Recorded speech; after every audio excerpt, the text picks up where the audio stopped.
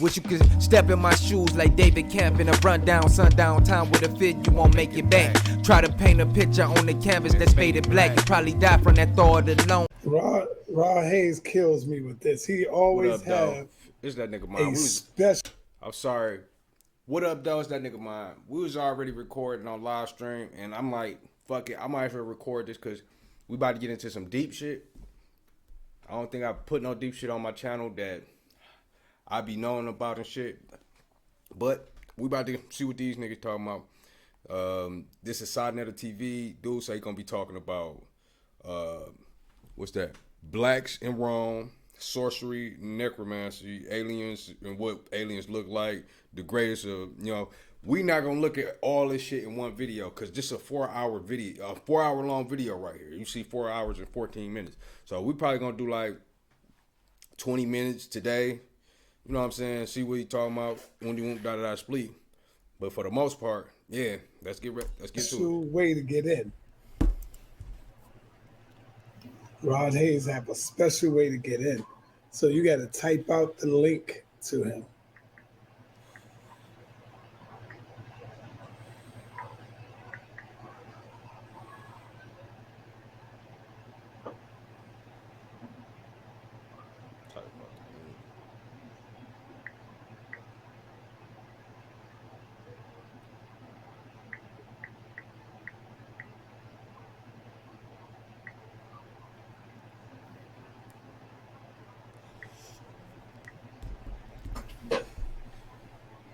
Damn. 8873J.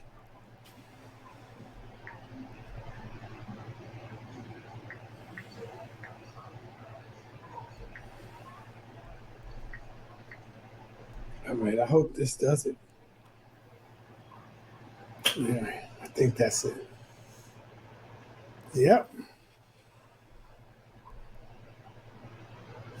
Okay, he got the link. This shit worked. Come on in, Rod. Let's get this thing going, man. Yeah, let's get it going. A going. little long. What I'm gonna do on the actual video, I'm gonna skip all this shit because I do want. What do y'all think about Ron Sanchez? Let me let y'all know, brother Sanchez. Brother Jabari will be with us early tomorrow at 12 o'clock. I'm not I'm not in the conscious community like that. Late. And so he will be with us early tomorrow afternoon. And without any further ado, we got our brother in here. Mm-hmm. Brother Rod Hayes. What's going on, Rod? Black. How you? Peace, Side Netter. How's it going, my brother? All right, everything good, man. So, I just want to let the people know right quick. Now, y'all might see the brother tonight going all over the place. It's only because I have questions for him. So he's going to be answering the questions, and the questions is going to be moving all over the place. So don't think it's him going all over the place. I do that sometimes too. I do that sometimes. Sometimes you might ask me a question, it might require me to draw information from several different places, but yeah. Yeah, it's going to get deep in here. So talk to the people, let them know what you've been up to, man. How can they come and see you? What's up, man? Man, I haven't been doing much. I had a funeral I just went to over the weekend. One of my cousins had passed away. And so I've been really laid back. And, that takes the family off. Always, have to stutter stuff. Because we've been having, for the last 15 years since I've been home, we've been having family members dropping like flies, So that takes. So he obviously was locked up. From what I'm hearing, since he was on, he probably was coming from. I'm assuming, you know what I'm saying. That's kind of fucked up to assume, but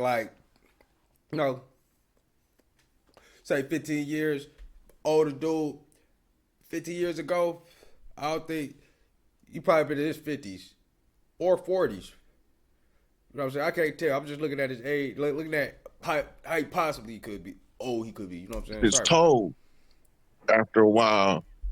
And you either gonna become totally despondent or you gonna become numb to the grief.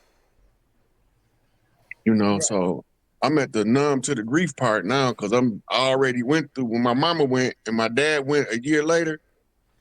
I was in the And what he's saying right now, that's how I feel. You know, I be numb to grief, bro. Like, and I'm not necessarily saying it from like how he's saying it. Like I'm not like I'm phlegmatic, meaning I feel emotion, but I don't show it the same way y'all would. Y'all probably a breakdown, won't you won't, split. I seen, you know, my mom's passed, and you know, I went to my little bro funeral. My dad passed, all that, and I wasn't really like how everybody else is. You know, I'm kind of numb to it. I actually question myself, like, damn, nigga, what the fuck wrong with you, nigga? Is you a psycho or something? How the fuck you don't feel this? Like, you know what I'm saying? Like, you not, but I feel it deep in my soul, like, but you know, here and there, nigga, I look at a video about a wedding or some shit, you know, some small shit, like where a dog, you know, is getting treated badly and they bring it back, nigga, I cry over some shit like that, bro. Like, so my emotions totally different, but it's kind of like totally despondent. I was still functional, but emotionally, I was a wreck. Wow. Yes, man, bro. Only the strong. And it affects people around you when you're not emotionally like everybody else. It do. This, you know that. Well, you know, it ain't for the faint of heart. The work that you do, side, the work that I do, the work Brother Rich do, Young Elder, you know, trying to get this positive, life-changing information to our people. And like a lot of the stuff that I see, other people that study the same materials didn't even see it. Right. They wouldn't even, it went right past them. But I don't know. I think that I had like a spiritual tutor that's what they call a BMF. Shout out to Big Meech, the chief of touchdown. Oh. Hold up. You saying Big Meech, he's free? Yeah. I got the report that he was released at 5 a.m. this morning. How did they release him? I thought he had mad time. So they gave him a time reduction. That motherfucker been locked. He been locked up. Dude, damn, that nigga been locked up for a long time. Cause I was still in like high school. It was probably before high school. Probably ninth. Yeah, probably going to high school when he got locked up. So that shit was like 2005. Yeah, that was a minute ago. First, that's supposed to be in 2025. But what you about to see, he ain't the only one about to be at home, and people mouth gonna be hanging on the ground because they're gonna be like, Rod Hayes said that stuff, but I thought he was crazy. Wow. A lot of the Chiefs about to be coming home before the end of the year because one. Okay, so this guy, he probably stay in Pontiac, Michigan, bro. Cause he say Chief Pontiac, you know what I'm saying? And he talking about BMF. I'm not saying he was with BMF, but you know, he talking about jail. Most of us don't know who the Chiefs are because we lost track of our tribal traditions.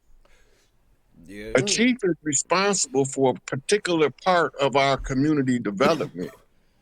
Big Meech's responsibility that he trained himself how to do is teach these youngsters how to live with wealth. Right? And because that's the work he was doing, don't matter how he got the wealth, it matters that the good he served was more valuable to us than the means by which he was trained to learn how to handle wealth. The youngsters don't know how to handle wealth.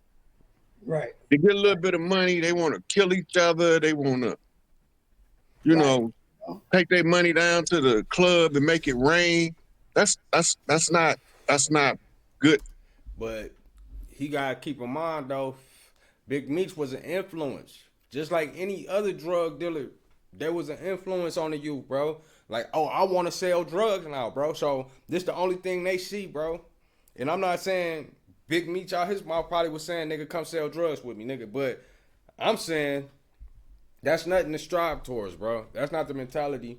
Like, even though he is elements of leadership that exists in both realms, you know what I'm saying? In the good realm, like, okay, yeah, you look at it from good side, but you also look at it where he leading them, you know what I'm saying? In reality. Like shit, you leading them either to jail or death. So Financial sense.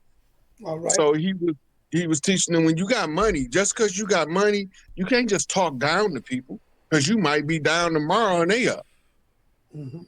A lot of people get a little money and they feel like that money made them better than you. Right. But that's something that's fleeting and temporary. Love is eternal.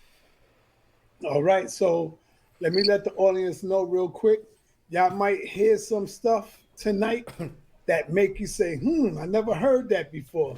Because yeah, when we look at I look at it like I always looked at it like this, cause I got homies, you know, that did that shit. Then got caught up everything. They done served their time and shit, whatever. But they looked at that shit like a 9 to 5. Or no, not even 9 to 5.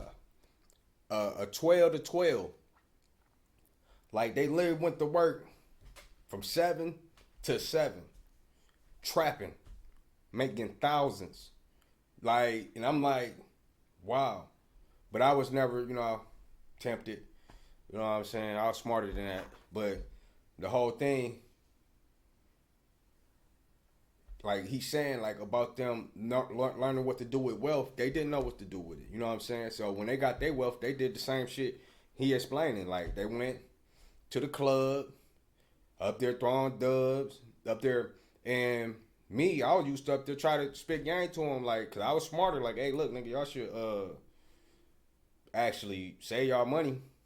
You don't know when it's go in, and y'all up there showing how y'all showing y'all face and shit. You know what I'm saying?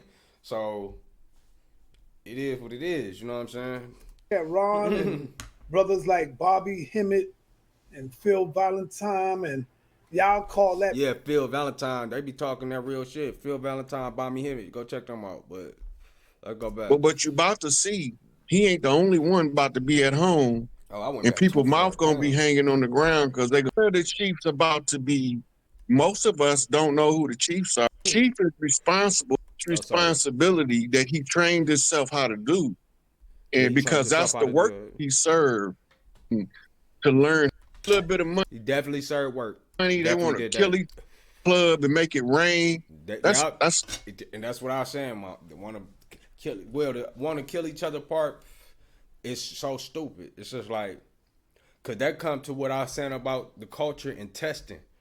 You know, like cult, the testing shit is stupid because if you lose, you know, you weak. You know what I'm saying? They might beat you up or whatever. Or you could just ignore it and keep going. They test you. Or you win, they get hurt or killed. So it's like, it's really a lose-lose for the person that's testing somebody. That's stupid. That's not good financial sense. all right. So he was teaching them when you got money, just because you got money, you can't just talk down to people because you might be down tomorrow and they up. Mm-hmm. A lot of people get a little money and they feel like that money made them better than you. Yeah, that's true. All right. So let me let the audience know real quick. Y'all might hear some stuff tonight that make you say, I never heard that before. Because when we look at Ron and brothers like Bobby Hemmett and Phil Valentine, and y'all call that probably the dark side. What do you call it, Brother Ron? What you call it? The information and the knowledge that you deal with. It's esoteric. Esoteric. Okay. Or you can call it a cult. But people commonly misinterpret a cult for cult.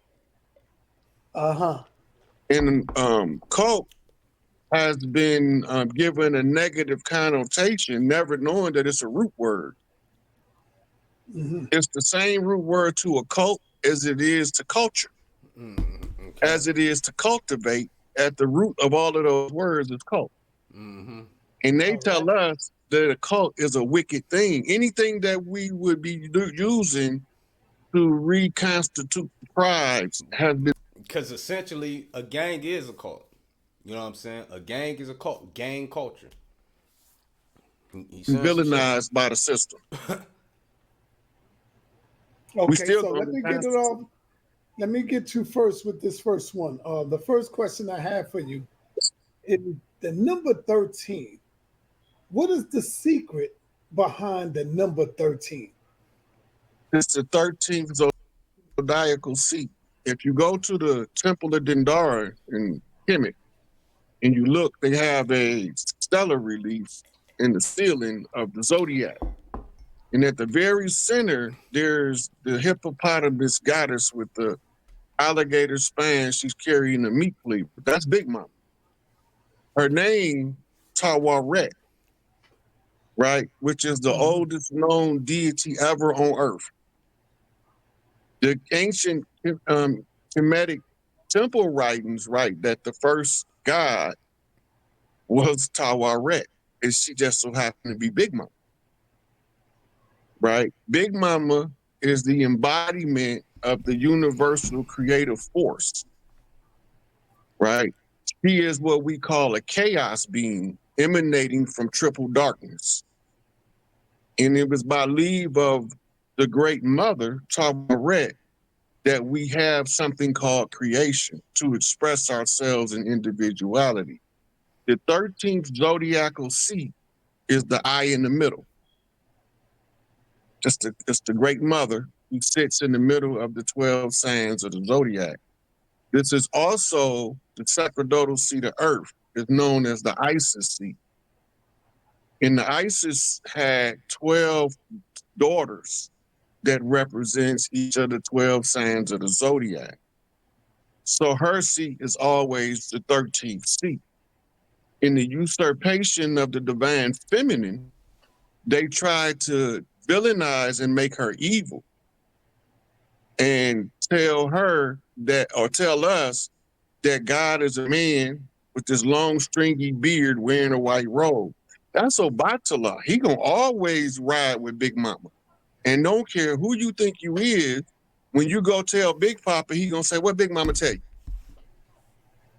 Right? Obatala has been whitewashed in the history books under the Norse tradition because the people who receive the information is obligated to adapt the teachings to their culture. And when they adapt the teachings to their culture, in the Norsemen, they prominent male figures got a long stringy beard. You can call him Odin, you can call him Zeus. It don't matter what you call him. The great father is going to always stand in protection and guardianship of the great mother. That's the difference in the masculine aspect of the ruler gods and the creative aspect of the creator god, which is the feminine. But does the number 13 also deals with evil? You see the movies come out, Friday the 13th, stuff like that. They say That's this is a bad luck day. Yeah, that's the villain. So I'm pretty sure this video, like 20 minutes. Let me see real quick. How long that shit is? It don't even say. Was I recording? Yeah, I am recording, but it don't tell me. Or I'm blind. Let me look. Oh yeah, this why. No, that ain't why. Oh, it's at the bottom. Okay. Sorry, y'all. I don't be knowing what the fuck I be doing. But, yeah, that's part one of this video, dog, on that. And I got, let me see, how many minutes in did I get? I got 16 minutes in, bro. I ain't even get to 20 because I kept stopping it, and this video is going to be 20 minutes by itself. So I decided, fuck it, I'm just going to end it right here. So if y'all find that interesting and you want to continue on that path, put like, subscribe, share, and put in the comment section that you like, conscious shit like this. But for the most part, let me give my takes on it before I even end the video. Dude talking some real shit, but at the end of the day, I had to, cross-reference everything that he said. I don't just take people at their words. I never heard of this dude to just be like, yeah, what you want. But a lot of the shit that he was saying was making sense. So once I do my own research, which I was trying to do on my phone, but I couldn't spell Tawaret or, I was trying to find it, but I couldn't. But for the most part, like, subscribe, and share. Stay peaceful, productive, and positive, and much love. Wish you could step in my shoes like David Camp in a rundown sundown time with a fit, you won't make it back. Try to paint a picture on the canvas that's faded black. You probably die from that thought alone.